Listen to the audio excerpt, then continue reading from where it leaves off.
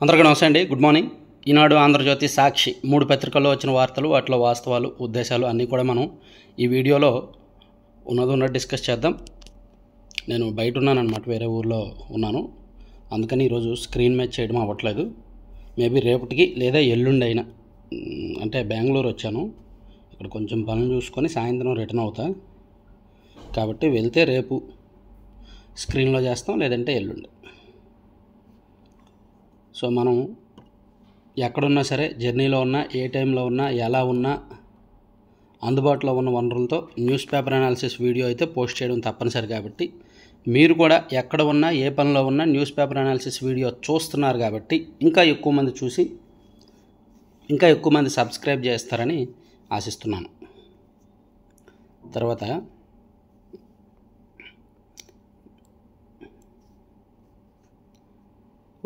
అంటే ఈనాడులో నిన్న కూడా ఒక కొత్త ఆఫ్ బీట్ స్టోరీ వేశారు కదా, ఈరోజు ఒక ఆఫ్ బీట్ స్టోరీ వేశారనమాట.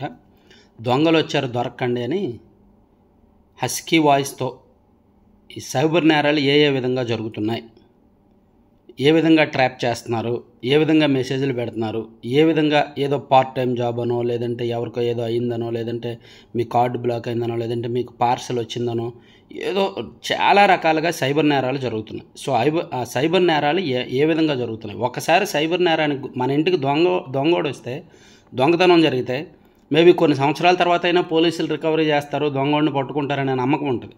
కానీ సైబర్ నేరగాళ్ళకి దొరికితే దొరకడు, ఆ డబ్బు ఇంకా వెనక్కి రాదు. కాబట్టి అలర్ట్గా ఉండండి, అనుక్షణం అలర్ట్గా ఉండండి. సైబర్ నేరగాళ్ళు కొత్త పందాల్లో ఇప్పుడు మీకు మొబైల్కి వాట్సాప్లో ఏదో ఒక ఫైల్ వస్తుంది, ఎస్బీఐ న్యూ గైడ్ లైన్స్ అని వస్తుంది, లేదా ఎస్బీఐ డెబిట్ కార్డ్ అని వస్తుంది, లేదా పిఎం మోడీ న్యూ ఆఫర్ అని వస్తుంది. ఏదో ఒక ఫైల్ APK అని ఉంటుంది. దాన్ని ఇన్స్టాల్ చేసామా అయిపోయినట్టే, దాన్ని డౌన్లోడ్ చేసి ఇన్స్టాల్ చేసామా అయిపోయినట్టే. మన మొబైల్కి ఏదో మెసేజ్ వస్తుంది, పరాగ్గా ఉండి ఆ లింక్ ఓపెన్ చేసామా అయిపోయినట్టే. ఇట్లా చెత్త వ్యవహారాలన్నీ ఎక్కువైపోయాయి అన్నమాట. అందుకని అనుక్షణం అప్రమత్తంగా ఉంటే బెటర్. అది ఈనాడులో దొంగలు వచ్చారు దొరక్కండి అని బ్యానర్ వార్త వేశారనమాట. తర్వాత స్మగ్లర్ అనే మాటే వినబడద్దు అని సీఎం చంద్రబాబు నాయుడు గారు నిన్న ధాన్యం కొనుగోలు కేంద్రాన్ని పరిశీలించి అక్కడ బియ్యం అక్రమ రవాణా విషయంలో కొన్ని వ్యాఖ్యలు చేశారు. అసలు ధాన్యం కొనుగోళ్లు ఎలా జరుగుతున్నాయి, ఏంటి, రైతుల ఇబ్బందులు ఏంటి, కొనుగోలు కేంద్రాల్లో ఎట్లా ఉంది అనేది సీఎం గారు ముందే చెప్పి వెళ్ళారు. కాబట్టి అక్కడంతా సెటప్ ప్రకారమే జరుగుద్ది. ముందు చెప్పకుండా సడన్గా వెళ్ళారనుకోండి, అప్పుడు కొంచెం సీరియస్గా ఉండొచ్చు వ్యవహారం ఏదైనా సరే. రాష్ట్రంలో బియ్యం అక్రమ రవాణాపై ఉక్కుపాదం మోపి స్మగ్లర్లపై కఠినంగా వ్యవహరిస్తాం. బియ్యం రీసైక్లింగ్ చేస్తూ విచ్చలవిడిగా స్మగ్లింగ్ చేసే వారెవ్వరిని వదిలిపెట్టం. కానీ చంద్రబాబు నాయుడు గారిది భలే ఉంటుందండి. బెల్ట్ షాపులు పెడితే బెల్ట్ తీస్తా అంటారు. కానీ ఏపీలో ప్రతి ఊర్లో బెల్ట్ షాపులు ఉన్నాయి. ఇసుక అక్రమాల్లో ఎమ్మెల్యేలు ఎవరైనా తలదూరిస్తే వాళ్ళకి అదే చివరి రోజు అంటారు ఎమ్మెల్యే పదవికి. కానీ ప్రతి ఇసుక వాళ్ళ దగ్గర కూడా ఎమ్మెల్యేలకు వాటాలు ఉంటాయి. ఇలాగే బియ్యం అక్రమ రవాణా కూడా అంతే. కొంతమంది ఎమ్మెల్యేలకు నెలకు 30 లక్షలు, నెలకు 25 లక్షలు, కోటి రూపాయలు అడ్వాన్సులు అందుతున్నాయి. మా టీం ఫీల్డ్లో తిరుగుతుంటే, పల్నాడు జిల్లాలో ప్రస్తుతం తిరుగుతుంటే ఒళ్ళు గగురు పొడిచే, కళ్ళు బైర్లు గమ్మే వాస్తవాలు బయటకు వస్తున్నాయి. ఎమ్మెల్యేలు ఏ విధంగా దోచుకుంటున్నారు. సీఎం గారేమో ఇలా చెప్తారనమాట, అలా చేయొద్దు, ఇలా చేయొద్దు అని చెప్తారు. సరే, ఎవరి పని వాళ్ళది. ఇక వర్షాలతో ఉత్తరాంధ్ర అతలాకుతలం, నీట మునిగిన వరి పొలాలు, వాయుగుండంగా బలపడిన తీవ్ర అల్పపీడనం. నిన్న ఉత్తరాంధ్ర 3 జిల్లాల్లో కూడా భారీ వర్షాలు పడ్డాయి. వాయుగుండం కారణంగా అల్పపీడనం తీవ్రంగా మారి బలపడిందనమాట. అది రాశారు. తర్వాత పవన్ కళ్యాణ్ గారండి నిన్న మన్యం జిల్లాలో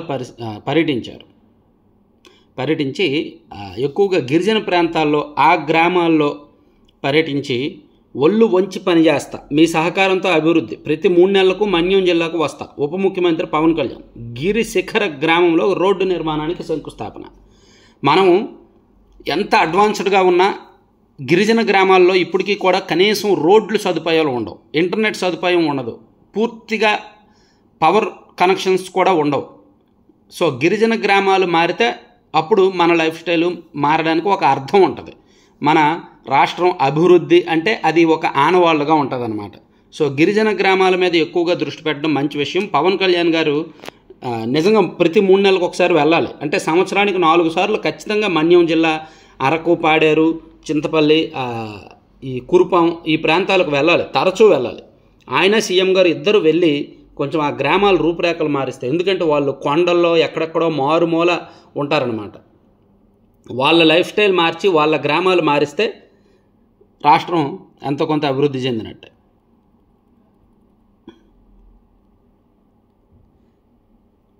తర్వాత 5 రోజుల్లో 18.43 లక్షల కోట్ల సంపద ఫట్. సరే, లోపల పేజీలకి వెళ్దాం. ఇక్కడంతా యాడ్లు వేశారు, యాడ్ల వ్యాపారం అనమాట ఇదంతా. ఓకే, తర్వాత ఇది ఒకటి వెరైటీది ఒకసారి చూడండి.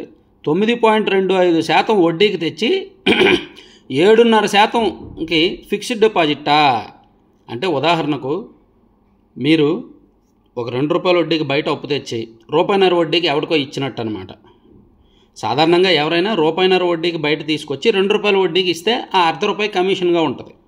కానీ వీళ్ళు ఏం చేశారు, స్త్రీనిధి వాళ్ళు 9.25% వడ్డీకి తెచ్చి 7.5% వడ్డీకి ఫిక్స్డ్ డిపాజిట్ చేశారనమాట. అలా ఎవరైనా చేస్తారండి? అలా ఎవరైనా డబ్బులు దాచుకుంటారా? ఇక్కడ వస్తున్న వడ్డీ కంటే అక్కడ పోతున్న వడ్డీ ఎక్కువ ఉంది కదా. వైకాపా ప్రభుత్వంలో స్త్రీనిధి మాజీ ఎండీ నాంచారయ్య చేసింది ఇదే. డ్వాక్రా మహిళలకు ఉపాధి కల్పనంటూ నిధులు తెచ్చి మళ్లింపు. 3 ఏళ్లలో సంస్థకు 200 కోట్ల నష్టం. విచారణకు సిద్ధమవుతున్న కూటమి ప్రభుత్వం. అది ఆయన వెలగబెట్టిన ఘనకార్యం. దానివలన ఎక్కువ వడ్డీకి తెచ్చి తక్కువ వడ్డీకి ఫిక్స్డ్ డిపాజిట్ చేయడం వలన గవర్నమెంట్కి లాసే కదా, సంస్థకు లాసే కదా. అలా 200 కోట్లు లాస్ అయిందంట 3 సంవత్సరాల్లో. ఇటువంటి గనులు ఎంతోమంది ఉన్నారు గత ప్రభుత్వంలో వెలగబెట్టిన వాళ్ళు. వాళ్ళందరూ కూడా ఇప్పుడు హాయిగా దర్జాగా తిరుగుతున్నారు. ఇక పీఎం రాష్ట్రీయ బాల పురస్కార్కు మంగళగిరి క్రీడాకారిణి ఎంపిక. స్కేటింగ్లో రాణింపు. అంతర్జాతీయ స్కేటింగ్ వేదికపై రాణిస్తున్న గుంటూరు జిల్లాలోని మంగళగిరి క్రీడాకారిణి మాత్రపు జెస్సీరాజ్ ప్రతిష్టాత్మక ప్రధానమంత్రి రాష్ట్రీయ బాల పురస్కార్ వరించిందంట. ఆమెకు కంగ్రాచులేషన్స్ చెప్దాం. తర్వాత ఏపీ అంటే ఏఐ, ఆధునిక సాంకేతికత వినియోగంపై ప్రభుత్వం దృష్టి. ఫిజిక్స్ వాలా సహకారంతో రాష్ట్రంలో ఇన్నోవేషన్ విశ్వవిద్యాలయం. ఉన్నత విద్యలో ఆధునికీకరణకు టీబీఐతో జోడీ. మంత్రి లోకేష్ సమక్షంలో కీలక ఒప్పందాలు. సరే, ఒక ఇంపార్టెంట్ అనౌన్స్మెంట్ అండి. మన ఛానల్ చూస్తున్న చేనేత కార్మికులు అంటే మగ్గం నేసే వాళ్ళు మాత్రమే.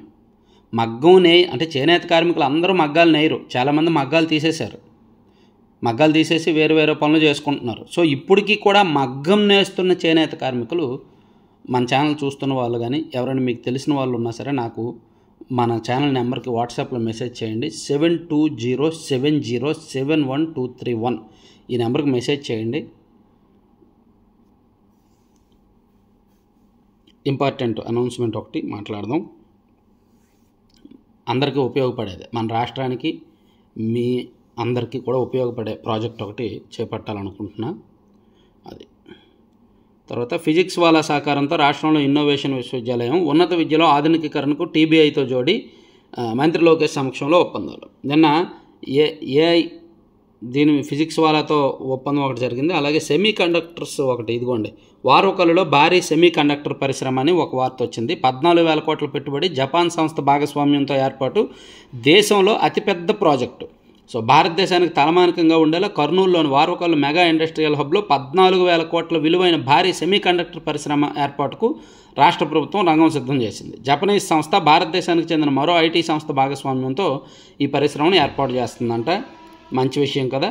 తర్వాత కేసులుండగా మంత్రి పదవి ఇవ్వడం పెద్ద తప్పు. సెంథిల్ బాలాజీ కేసుపై సుప్రీంకోర్టు ధర్మాసనం వ్యాఖ్య.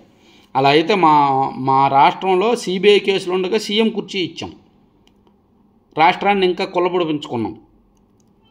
అప్పుడు చెప్పొచ్చుగా, 2019లో ఇటువంటి తీర్పులు చెప్పొచ్చుగా, సిబిఐ కేసులుండగా ముఖ్యమంత్రి కుర్చీ ఇవ్వడం తప్పు అని. ఈ నష్టం జరిగేది కాదు రాష్ట్రానికి. 2 ఏపీ వాళ్ళ పేర్ల తొలగింపుపై అనుమానాలు. 58.37 లక్షల దుర్వినియోగం చేసిన వారిపై ఉదాసీనత. ఉపాధి హామీ నిధుల స్వాహాపై పోలీస్ స్టేషన్లో తొలి ఫిర్యాదు. ఉపాధి హామీ పనులు దాదాపుగా 2008-2009 నుంచి జరుగుతున్నప్పటికీ ఆ నిధుల దుర్వినియోగం విషయంలో ఇప్పటి వరకు పోలీస్ స్టేషన్ మెట్లు ఎవరూ ఎక్కల. ఏదో ₹1,00,000 తింటే అట్లీస్ట్ ఒక 50,000 60,000 రికవరీ చేసేసి మిగిలింది వదిలేసేవాళ్ళు, వాళ్ళని సస్పెండ్ చేసో వదిలేసేవాళ్ళు. కానీ ఫస్ట్ టైం ఉపాధి హామీ నిధులు దుర్వినియోగం మీద పోలీస్ స్టేషన్లో కేసు పెట్టారు. దాంతో తీగలు ఆగుతున్నారు పోలీసులు. డొంకంతా కదులుతోందన్నమాట. ఎవరెవరు ఎంత తిన్నారు, ఎవరు తిన్నవాళ్ళు ఇప్పుడు ఏ పొజిషన్లో ఉన్నారు, ఇదంతా కూడా బయటకు వస్తుంది.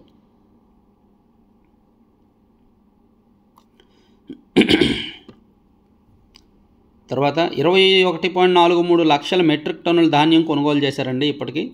తర్వాత వైకాపాకు విశాఖ డైరీ చైర్మన్ రాజీనామా. ఆడారి ఆనంద్ కుమార్. గతంలో ఆయన తెలుగుదేశం పార్టీలో ఉన్నాడు. 2019లో టీడీపీ ఎంపీగా పోటీ చేసి ఓడిపోయాడు. తర్వాత వైసీపీకి వెళ్ళాడు. ఆయన వైసీపీలో యాక్టివ్గానే పనిచేశాడు. ఇప్పుడు వైసీపీ తరపున కూడా గత ఎన్నికల్లో పోటీ చేసి ఓడిపోయారు. ఇప్పుడు ప్రస్తుతానికైతే వైసీపీకి రాజీనామా చేశారు. మేబీ టీడీపీలోనో జనసేనలోనో చేరుతారన్నమాట.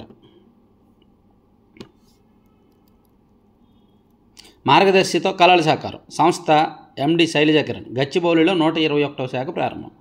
ఓకే. 10వ తరగతి విద్యార్థులకు మోడల్ పేపర్లు. ఓకే. కుప్పంకు నిధులపై ఉత్తర్వులు జారీ, నిలుపుదల. ఓకే. నందిగం సురేష్కు బెయిల్ ఇవ్వలేం, ఛార్జ్షీట్ దాఖలయ్యే వరకు జోక్యం చేసుకోం, సుప్రీంకోర్టు స్పష్టీకరణ. దళిత మహిళ మరియం హత్య కేసులో నిందితుడిగా ఉన్న వైకాపా మాజీ ఎంపీ నందిగం సురేష్కు బెయిల్ ఇవ్వడానికి సుప్రీంకోర్టు విముఖత చూపింది.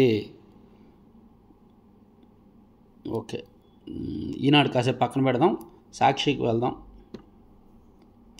సాక్షిలో చూసుకుంటే ట్యాబ్ ఏది బాబు, ట్యాబ్ ఎందుకు బాబు, ట్యాబ్ ఎందుకు చెప్పు. విద్యార్థుల తల్లిదండ్రులు 50% మంది ట్యాబ్లు కావాలి అని అడిగితే ట్యాబ్లు ఇవ్వచ్చు. 50%, సగానికి సగం మంది వద్దనే అంటున్నారు ట్యాబ్లు ఇవ్వడం వల్ల పిల్లలు దానిలో సినిమాలు చూసుకొని పాడైపోతున్నారని.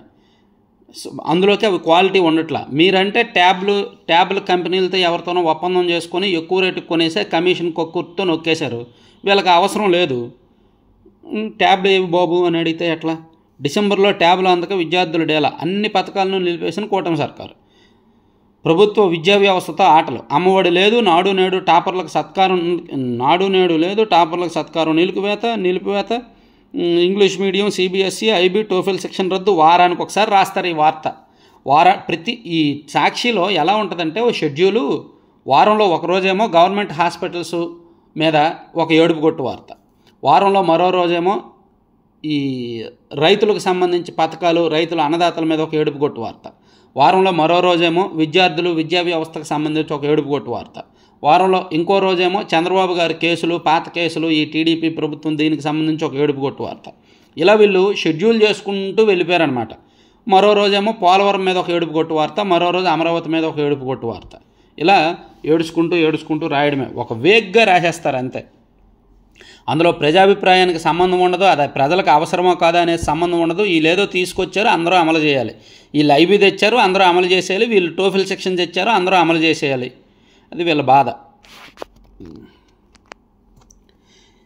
మీరు అబ్జర్వ్ చేయండి కావాలంటే. ప్రతిరోజు రోజుకో సబ్జెక్ట్ తీసుకుంటారు.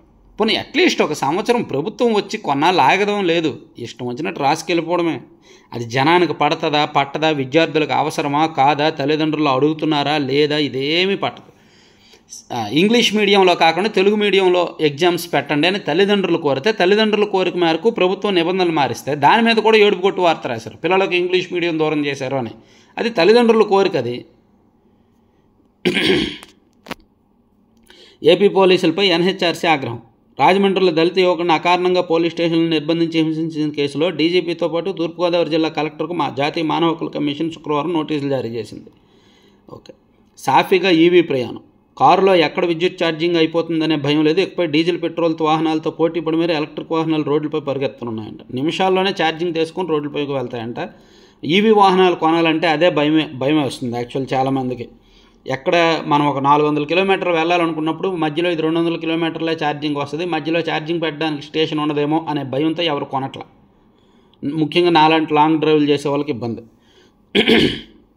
నేను కొనాలనుకున్నప్పుడు ఈవీనే కొందామని చూశాను, కానీ నేను ఎక్కువ లాంగ్ డ్రైవ్ చేస్తుంటా, లాంగ్ జర్నీలు వెళ్తుంటా, మధ్యలో ఎక్కడ ఇబ్బంది పడతానని తీసుకోవాలి.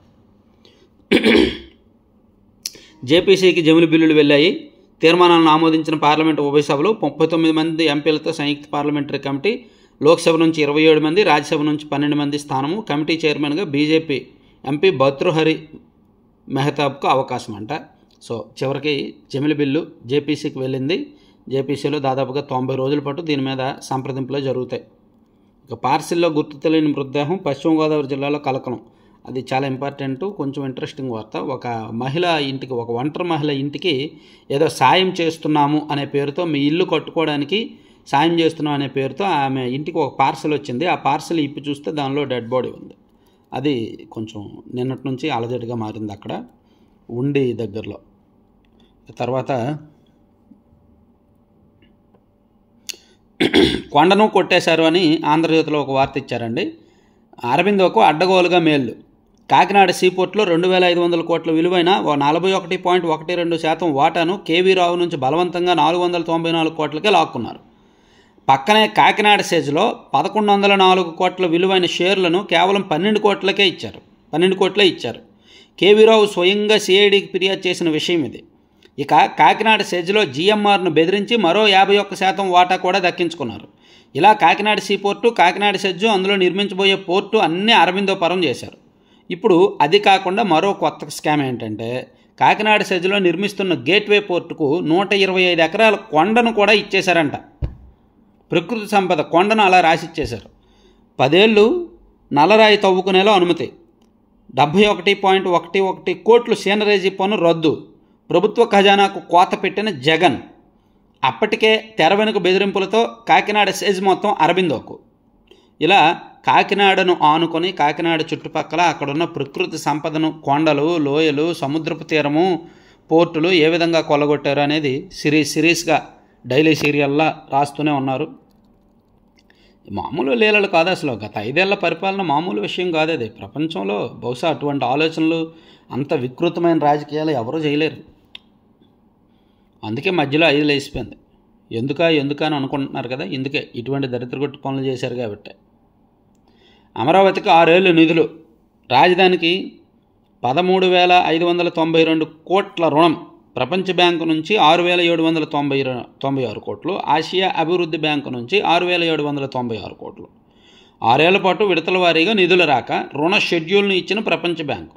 దీని మీద ఈ అప్పుల మీద వైసీపీ వాళ్ళు ఏడవక్కర్లా. ఎందుకంటే ఈ అప్పులను క్యాపిటల్ ఇన్వెస్ట్మెంట్గానే వాడతారు, క్యాపిటల్ ఎక్స్పెండిచర్గానే వాడతారు. కాబట్టి దీనివలన పెద్దగా ఇబ్బంది ఏమీ ఉండదు. అప్పులు తీసుకొని రెవెన్యూ ఎక్స్పెండిచర్ చేస్తే తప్పు, కానీ అప్పులు తీసుకొని క్యాపిటల్ ఎక్స్పెండిచర్ చేస్తే తప్పు ఏమీ కాదు. ఇక కబ్జా చేస్తే కబడ్దారంట, సెంటు భూమి ఆక్రమించినా తాట తీస్తా. ఈయన బెదిరింపులు ఏంటో, ఉత్తుత్తు బెదిరింపులు ఎక్కువైపోయినాయి. డోలీ మూతలు తప్పిస్తాం, 3 విడతల్లో 4,000 తండాలకు రోడ్లు, 2 నెలలకు ఒకసారి మన్యంలో పర్యటిస్తా. అక్కడేమో 3 నెలలు అన్నారు, ఇక్కడేమో 2 నెలలు అన్నారు. ఈనాడు వాళ్ళకి 3 నెలలు అని చెప్పి ఆంధ్రజ్యోతి వాళ్ళకి 2 నెలలు అని చెప్పారేంటి? అబ్బో, ఎనీవే 3 నెలలకు ఒకసారి పర్యటిస్తే చాలు. గిరిజన గ్రామాల సమస్యలు పరిష్కరిస్తా, డిప్యూటీ సీఎం పవన్ కళ్యాణ్ హామీ. మన్యం జిల్లాలో రోడ్ల పనులకు శంకుస్థాపన. మంచిది.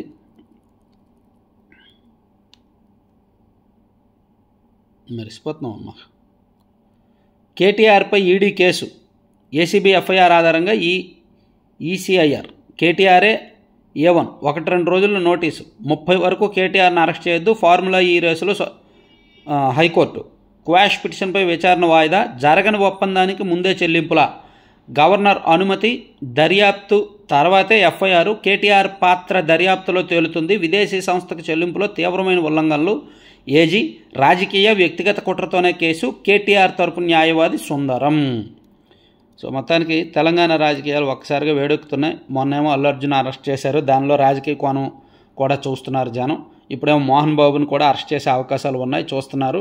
మరోవైపు కేటీఆర్ అరెస్ట్ జరుగుద్ది అనుకున్న తరుణంలో అతనికి హైకోర్టు ఒక 1 వారం రోజులు గడువు ఇచ్చిందనమాట. సో ఇది సింపుల్గానే ముగిద్దాం ఈరోజు, ఎందుకంటే మనం బయట ఉన్నాము. ఇది నేను ఇప్పటికి పూర్తయింది కదా, దీన్ని నేను అప్లోడ్ చేసినప్పటికీ మనకు బయట ఉంటే నెట్ చాలా ప్రాబ్లం వస్తుంది. వీడియో ఏమో మోర్ దాన్ 5 GB వస్తుంది. 5 GB ఫైలు మొబైల్ డేటాతో మనం అప్లోడ్ చేయాలి అంటే గింగిరాలు తిరుగుద్ది అనమాట. మనం బయట ఉన్నప్పుడు మనకు వైఫై చాలా కష్టం. ఒకవేళ వైఫై ఉన్నా అది చాలా స్లో ఉంటుంది. అందుకే మనం బయటకు వచ్చినప్పుడు చాలా ఇబ్బంది పడుతున్నాం. అందుకే ఈ మధ్య బయటకు రావడం కూడా నేను తగ్గించేస్తున్నా. న్యూస్ పేపర్ వీడియోకి భయపడే నేను బయటకు రావడం కూడా తగ్గిస్తున్నాను. ఏదో అత్యవసరం అయితేనే వస్తున్నా. సరే, ఎనీవే, చేనేత కార్మికులు ఎవరున్నారో నాకు ఒకసారి మెసేజ్ చేయండి. మొత్తం అందరూ కూడా, మన ఛానల్ చూస్తున్న చేనేత కార్మికులు అందరూ కూడా. Thank you.